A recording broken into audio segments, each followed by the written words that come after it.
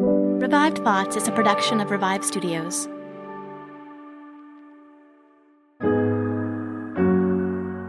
This is Troy and Joel, and you are listening to Revive Thoughts.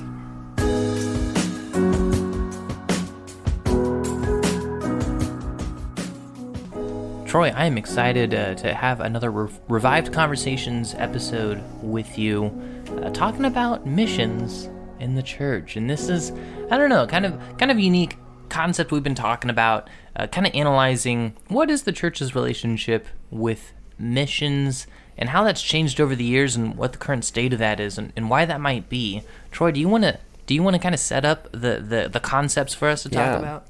So when we look throughout church history, it is important because this is what we are. We're a church history show. You know, we don't really necessarily hit all the Bible verses that you would expect mentioned, or we're not always aiming for teaching in the same way. Our show is designed, we're hoping to tell you, hey, a different perspective on these issues is let's look at the history of the church and what they have. That doesn't mean the right answers are always in the way things have been done before. That's not what we're saying. We're just kind of putting things into context.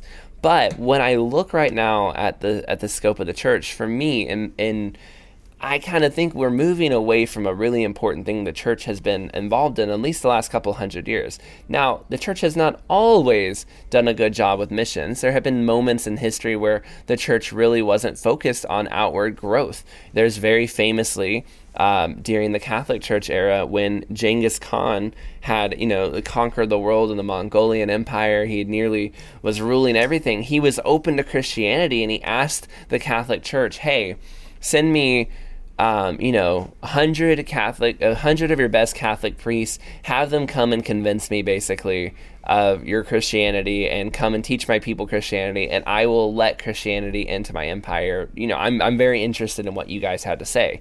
And the Catholic Church sent 2. And the 2 priests they sent were pretty much by themselves. They nearly starved and were nearly mugged and killed so many times on the way there that they showed up as just these 2 wounded, sickly, horribly out of, whatever shape people. And the Khan Empire was like, so you don't take us very seriously, you don't really care about us, fine, then we're not interested in you. And that pretty much closed the door on Christianity. Imagine if that had been different. Imagine if the Catholic Church had said, no way, we'll send you 200. We're going to make sure you guys are Christians. How different would the world be? So there are obviously moments, and that's not just me ragging on Catholics, but there are definitely moments in history where if we had been more focused on missions and more focused on expansion and telling the good news of Jesus Christ, how different would this world look today? How much more Christian? How many of the after effects of what we're feeling are because the church wasn't focused? Yet, at the same time, there's no denying that there are great moments, even during height moments of persecution, during the middle of the Protestant Reformation, as John Calvin and them are in Geneva, they're under tons of pressure to cave and go back to the Catholic Church, and yet they sent hundreds of missionaries into France and into other places, trying to make people Protestant, trying to tell people the good news of Jesus Christ. And a lot of us can trace our Christianity back to those groups of people because of their dedication to missions. But in the moment we are living in now, as we're going through life, I do think that the church is sliding away from its desire to send missionaries. And one of the reasons I believe that, actually, Joel, if I can do a little shout out to your church in this way. When I go to your church, where you're located in Kansas City, let me just tell everyone the address so they can go straight to it. No, I'm just kidding.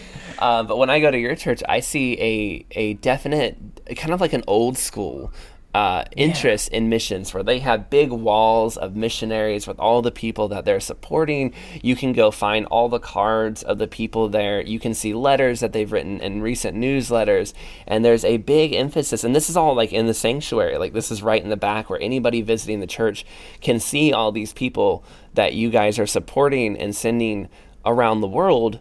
But I have visited many, many other churches, and I don't see that anymore. And I think what your church is doing used to be a very, very common thing. And I don't think that the church has that interest anymore. They'll do It's very common to have like a summerly, short-term mission trip for a couple weeks. Right. People go out, and you'll take some people, and people will say it's transformational, like grew so much. There's all that kind of language, but there's not really a desire on the local church level to have sustained missionaries or to have an interest in long-term missions anymore. And there are some people who are listening to this and are going to go, I don't even like that they're doing short-term mission trips. I don't want, mission trips like that at all. It's hurtful to the culture. And there has become a real shift in the church where we're going, we don't really like missions and mission work anymore. And I think that this is very damaging and very dangerous. And I think that even though people may be doing it in some cases with really good intentions, it's going to land us in a place, I think, that is not very good at all. Yeah. Well, first of all, thank you for for representing I do think my church does an excellent job with its attitude towards missions, and I think you're right. There's a little bit of an old school vibe for that. A lot of my church, there is people from that era, older people that took missions serious. A lot of our congregation is made up of retired missionaries, or are people that did spend some time overseas serving in missions. And you're right, it is something that doesn't seem to be the focus of a lot of younger churches or newer churches in the area. And obviously we're overgeneralizing and we're talking about our perspectives. I know there's certainly churches that exist out there that are very hard into missions. Don't qualify this, Joel. 100% of churches are doing exactly what we say, and we won't hear any excuses otherwise. Exactly. It is how we say it is, nothing else. No, I think it's interesting, and this is just kind of a brainstorm, an analysis. We look at the duties of churches over the years and over even just the past few decades and stuff like that. It's hard to run a church. It is so hard. There's so many areas that God calls a church to serve in, whether that's discipleship, whether that's community outreach and serving the poor, serving widows, taking care of people within the church, taking care of people within your community, obviously missions being a factor in that. And it's a lot to juggle. And what I tend to see over time is that it's very rare that you find a church that's good in every area. Not to say that it doesn't exist, and through Christ all things are possible, of course, but as long as people are running it, there are typically flaws as far as how perfect a church can be. And not to say, I think that's just a limitation of the fallen world that we live in, right? I feel like you typically find churches that end up gravitating towards one area of church duties and becoming really, really good in that. And that kind of becomes what they're known for. And the other areas, they exist, they're there, but they're not stressed as much as other ones. And I feel like 30 years ago, missions was one of those areas that, and even before, going back to my grandparents' days, anytime, you're kind of like, I'd say like 50s through the 90s, missions, I feel like, of course, we're talking like eras that was before I was alive, so I don't know how accurately I can speak to it, but it seemed like missions was more of a staple of churches. I would even raising up. Go even further. I would say that it was before the 50s. I would say that from around the 1820s till I think the 90s is not an unfair kind of ending point, but it could have been further. I look, we're not going to put a date down. We actually do occasionally on Revived Conversations. We'll get emails and people will be like, "Here's where everything you got wrong." We're giving you some perspective. We encourage it. Write in, tell us. Write in and tell me how I'm right. I'm not looking for. No, I was kidding. But no, because if you remember Hudson Taylor's parents and David Livingston's parents and John G. Paton's parents were praying that their kids would be missionaries. So that goes back at least to the early 1800s. And think of just that perspective. You are begging God to give, literally in Hudson Taylor's case, they're begging God to give them a child so that child can go and be a missionary. They so desperately desire to see Christ move to the nations. And obviously you can see the effect that John G. Paton, Hudson Taylor, these men had on the world. That's definitely an old, at least a nearly 200-year-old idea behind that. Yeah. But is anybody encouraging, that kind of thing anymore, or anything remotely close to it? I think this notion that, and it's a biblical concept, that the local church is the senders of missionaries. It's not a missions organization's job to send out missionaries. It's your local church that should be bringing up, training, and sending out missionaries. And I feel like American churches, at the very least, broadly speaking, once again, it doesn't seem like we have that mindset anymore. And I feel like it's different types of church responsibilities have taken this place for that. I see discipleship being huge in a lot of churches, especially a lot of churches with younger folks or newer churches. And I love discipleship. I think that's a great, and honestly, that's an area that maybe some of these older churches are lacking in, the focus on the importance of discipleship and systems in place to ensure that discipleship amongst the congregation, amongst that outreach there. I think that's incredible, but again, it kind of back to that concept of churches seem to gravitate towards doing one thing really good and kind of struggling to do the other things around there. And so it seems like, I don't know, Troy, would you agree? I just feel like there's been a lot of churches that I've seen that are really stressing and doing excellent work with some great discipleship programs. And again, I think it's awesome, but I think it's okay. What you're trying to say is we've moved the focus off of evangelism and missionary work, and we put it all on discipleship. Though discipleship is how I feel, important, we shouldn't just move all of the eggs into one basket, as if, in a classic case of overcorrection, we've now gotten to the point where, and I think it's actually almost dangerous. I have been to churches where this has been, I won't even say identically said from the pulpit, but 99% of this was said from a very large church's pulpit one time, where basically they said, don't worry about telling people about Jesus. This is literally almost identically to what he said. Don't worry about telling people about Jesus Christ. Just give them a card and bring it to our church, and we'll tell them the gospel for you, and we'll do the discipling for you, and we'll take care of all of that for you. Just get them in the doors of the church. And so now the church has almost become, like in some church circles, that this is almost, especially I think especially the multi-campus larger churches struggle with this idea where we're a channel. Your job is just to bring a lost person to church,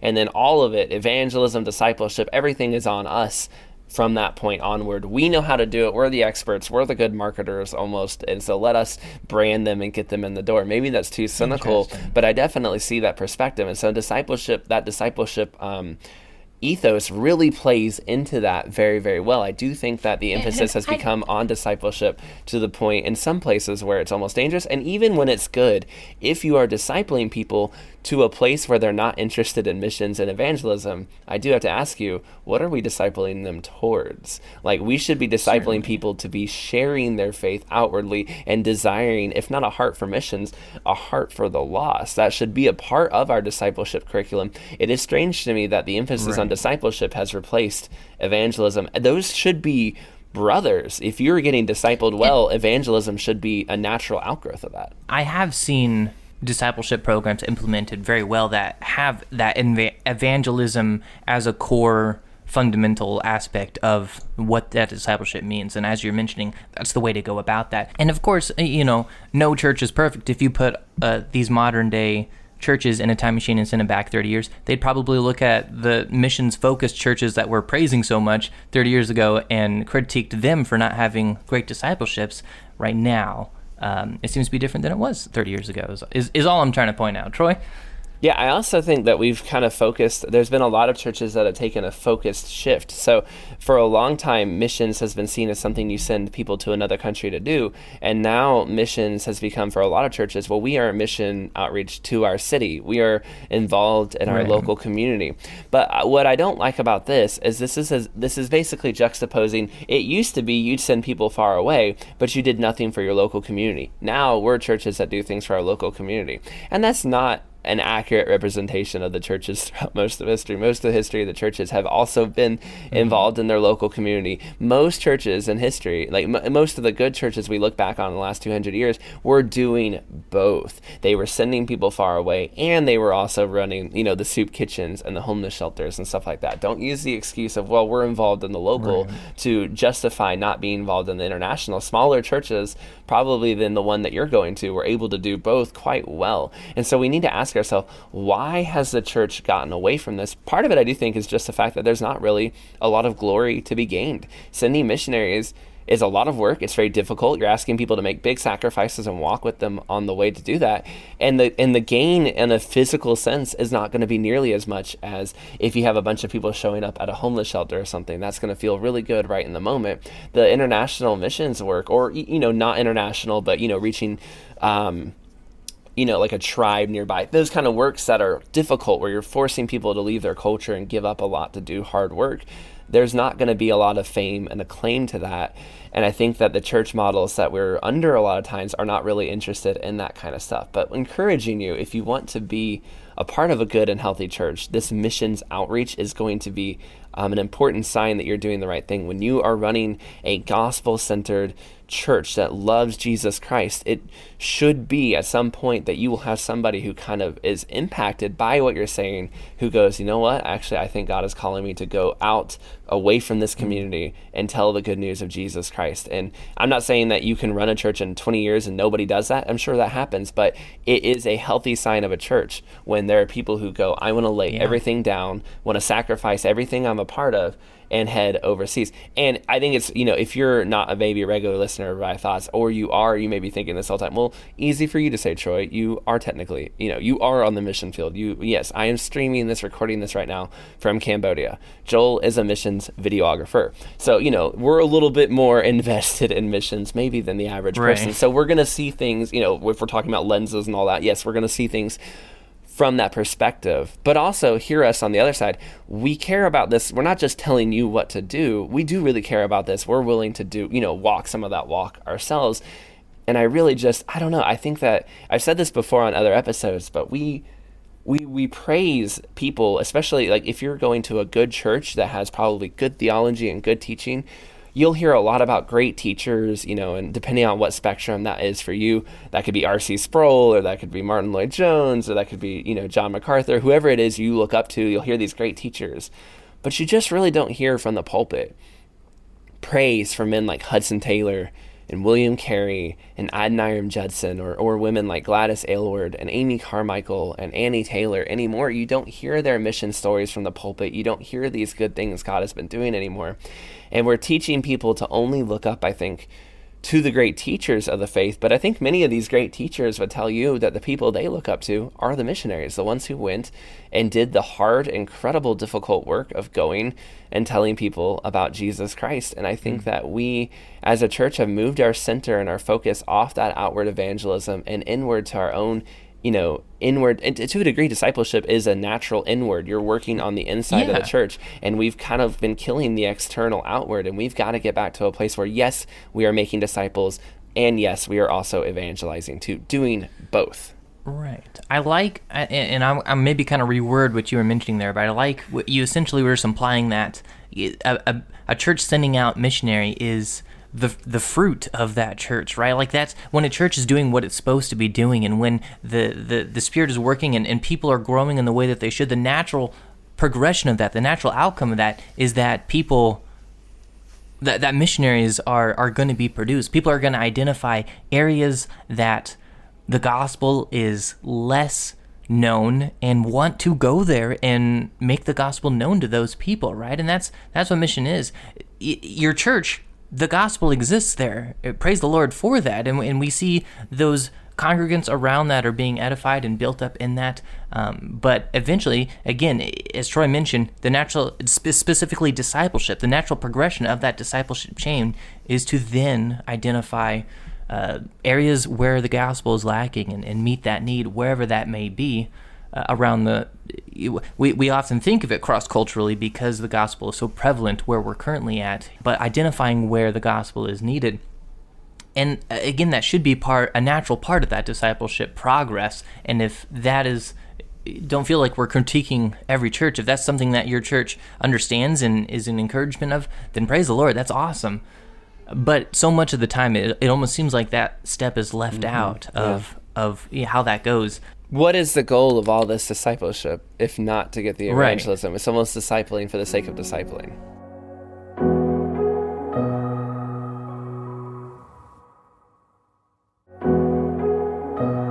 There's almost faceted layers to that, because there's your immediate outreach, in your town and in the people around you. to evangelize to them and to share the gospel with them. But I feel like the natural progression of that ends up on a larger scale to that. And of course, it's not blanketed across the board. Not everyone is called cross-cultural missions to plant churches in third world countries. I totally understand that. But in some way, and it's up to you to figure out how that fits into your life, whether that be through financial giving, whether that be through using what talents you have, whether that be by going there yourself. You should have that drive and desire to be a part of having more people hear the good news of Jesus, however that may be. Like Troy, for example, you're an excellent communicator. You're a great teacher, and you're using your skills as a teacher to lead students and congregants there in Cambodia. My skills are in technical and in video, and me and my wife serve as videographers with a missions agency. The concept of just using your talents for missions is obviously something I'm pretty passionate about, but I do think it's something. We have this tendency to look at the Gospels, and we get to the end and we read the Great Commission, and we think that that's something you still need to be called to, like I wonder if God will call me to missions. That's not. It's not written that way. It's not an option. Like, it's not something that you are. If you're a believer, you are called to missions. You have to figure out what that looks like in your life, but that is the default state of believers, is to go unto all the world and proclaim the name of Jesus. And it'd be neat to see that emphasized more in local churches. Absolutely. I think is what Troy and I are trying to say. I think so too. I think that historically this was a thing. Again, I mentioned at the top, but Hudson Taylor's parents praying to send a child. You look in the 1880s, 1890s, there's this explosion of worldwide missions where churches are sending missionaries all over the world, and the people know the name of those famous missionaries. When I say names like Jim Elliot, when I say names like Hudson Taylor, when I say names like Amy Carmichael or Gladys Aylward, you know those people are, or if you don't, you're going to go subscribe to Martyrs and Missionaries run by Elise, and you're going to know who those people are.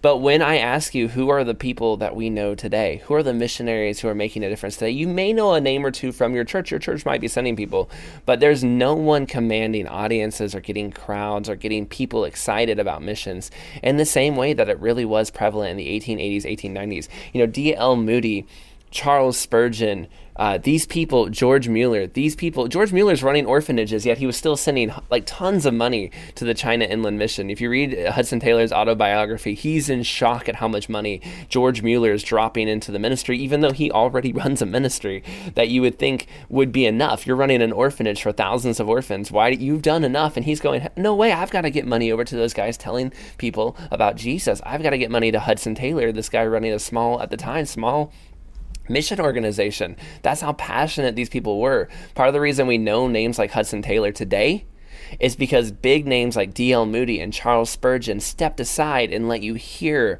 from these missionaries because they were so passionate about missionary work. We have sermons by Hudson Taylor on our feed. Almost all of those sermons come from a conference that he had in Shanghai, and also from D.L. Moody's personal church, where D.L. Moody was stepping aside and letting Hudson Taylor come and teach and preach. Do we see that today? Do we see this emphasis where big pastors are saying, no, not from me. Who am I? I'm nobody. You need to hear from somebody who's out there living it. Here, let this missionary come. Do we need to see that as a church again become important to us if we want to be a church that's creating discipleship? Now, I want to take it off though, because we're talking about the big broad scope of history and the big broad scope of churches. But if you're not a pastor, you're a mom, or you are a kid maybe in high school, because we have plenty of those listening, or you are a young guy, you're maybe going to college, or you're just working an early job, you just got married, you're one of those people, you don't run a church, or you do, you just got started, and you're going to hear all this and go, this is great, but what does this have to do with me? Let me encourage you. You can still be a part of missions life. Your life, even if your church maybe isn't reflecting this yet, you can encourage it. You can go to those, the times when your church wants to hear from you and go talk to them about, hey, I want to see more of an emphasis on missions at my church. You can ask, hey, can we start a prayer room for missionaries? Or, hey, can we get involved in maybe a short fundraisers or somebody we can support? You can do those things. And I think you should do those things. I think you should be talking to your pastors. Hey, are there any missionaries that we support in this? So what have we done for them lately? And how can we get some encouragement out to them? It goes a long way. But if you're not going to do that, in your own life too, just look at your own personal the way you're living. How often do missionaries come up in your prayers? Do you honestly, do you pray for the missionaries your church is sending out? Or is it just a quick thing you do in the Sunday night prayer circle? Or is it something like, no, on a daily, I have people who have messaged me and say, I pray for you every single morning. And it is so encouraging. And I think their prayers have been answered many times and just helping me. But can you say that, you who are listening right now, do you believe that you could honestly say, I'm praying for some missionaries every morning? And I'll put it out there. I'll confess as well. I'm here and I'm not doing that. So I'm failing in that area too. Don't feel bad if you're failing, but maybe we can do better. And, in your finances, maybe you can't support a ton of people, but are you supporting anybody at all? Is this reflected in the way you're using your money? Is this reflected in the way you spend your time? Is this reflected in the way that you pray? If we were just pulling out your life, and putting them into books, would God see any interest in missions at all? And that is something you need to kind of look at and go, how can I get mad at the church if they're not interested in missions work when I'm not interested in it and no one I know is interested in it either? The church is supposed to lead us, but we are also a part of the culture, and we can help be a part of that change by saying, I'm going to start making changes in my life to be taking missions work more seriously. And then I'm going to bring this to my church and try to emphasize the need for this, because I think a lot of pastors have you're a pastor, you want to see people saved. You do have interest in missions, but sometimes I think they look at their congregation and go, I've been trying, and they have zero desire to hear about this. Yeah, it's part of the people's responsibility too. Yeah, that's a great point. I'm certain that any pastor that's doing their job correctly has missions on their radar as something that is a necessity. But again, a lot of the times the congregation's just not quite in it, not quite there, not quite producing people that are ready for that type of work. And so there is something that rests on the individual, and there is something that is empowering by exercising your faith in that way. Troy mentions taking time to pray or giving more towards missions specifically. That's who you are. What you spend your time thinking about, what you spend money on, that's who you are. That's what embodies you as a person, right? Are you dedicating time? Time is valuable. It takes time to pray, but so time is valuable. When you get up in the morning, what are you spending your time on? It takes time out of your day to pray. It takes money out of your wallet to give towards missions, and that takes faith, because you wouldn't do that unless you want to see that communication of the gospel spread more effectively, right? And so if you have that genuine desire, or I should say, I'm trying to tie this all back to the cross, right? All back to salvation, right? We have that genuine appreciation for what God has done for us. And we want to see other people come to know the love of Christ and save them from an eternity where they are separated from Jesus, right? And the more that is real to us, the more that's going to instigate action in us. That's going to instigate movement. But that's how faith gets exercised. That's one example of how faith gets exercised. And the more you exercise it, the more that it gets put to work and is able to shine in other ways as well. All churches, all people, there's always room for improvement. And so obviously just the aspect of missions in local church is something that Troy and I are passionate about. Troy, do you have any closing thoughts, or you kind of gave your closing battery of thoughts already? No, right? I could probably talk more, but my main thought is, look, we'll point out, we didn't give any mission models, we didn't give any systems of missions, or here's what works best. And please do not write in and tell us how evil missions work is or something like that. That's not the kind of conversation we're trying to have here. Yes, we are aware that some missionaries throughout history have not been good. We're not looking to have that. But I still will say, and this I will firmly defend, that a lack of missions is not a response or an acceptable answer to some mission work being bad in the past. Yes, there have been bad missionaries, but there have also been tremendously amazing missionaries that many, many people love Jesus today because of the work they did 200 years ago.